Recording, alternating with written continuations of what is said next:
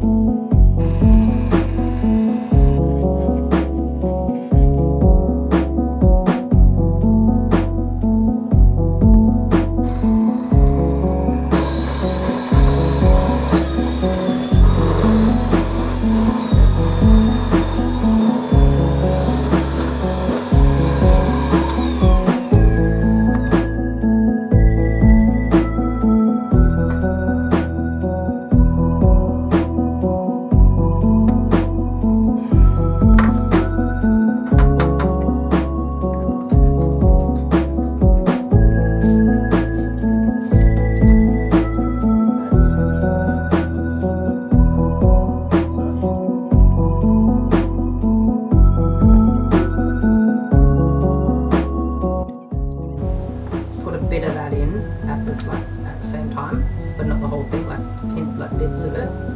Then put the rest of the flour in there. Yeah, later on. Yeah.